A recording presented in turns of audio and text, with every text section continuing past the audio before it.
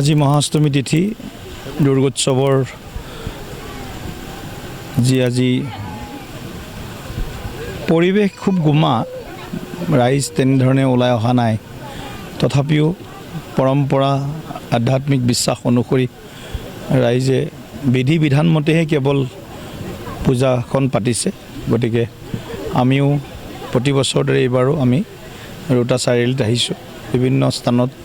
ৰাইজক দুৰ্গোৎসৱৰ এবাৰ শুভেচ্ছা দিছোঁ আৰু সামগ্ৰিকভাৱে মা দুৰ্গাৰ চৰণত আমাৰ সকলোৰে এটাই প্ৰাৰ্থনা যাতে মা দুৰ্গাই সমাজৰ পৰা অপায় অমংগল সকলোবিলাক দূৰ কৰি যাতে অনাগত বছৰটোৰ বাবে আমাক সকলোকে সুখ শান্তি আৰু সমৃদ্ধিৰ মংগল আশীৰ্বাদ প্ৰদান কৰে সেয়াই আমাৰ মাৰ চৰণত প্ৰাৰ্থনা নিশ্চিতভাৱে চাৰিওফালে একেই পৰিৱেশ ম্লান পৰাই নহয় মানুহৰ মনত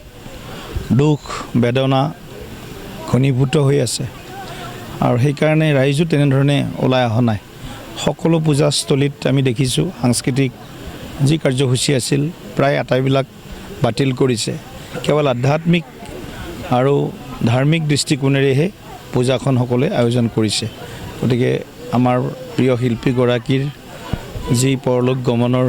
বতৰা সেই বতৰাই আমাৰ সকলোকে এতিয়াও শোকত ম্ৰিয়মান কৰি ৰাখিছে গতিকে আমি মাৰ চৰণত প্ৰাৰ্থনাও জনাইছোঁ আমাৰ মহান পুত্ৰগৰাকীৰ আত্মাৰ যাতে সদ্গতি হয় আৰু মাই যাতে তেখেতকো শ্ৰী চৰণত স্থান দিয়ে আত্মাক সেইটোৱে প্ৰাৰ্থনা জনাইছোঁ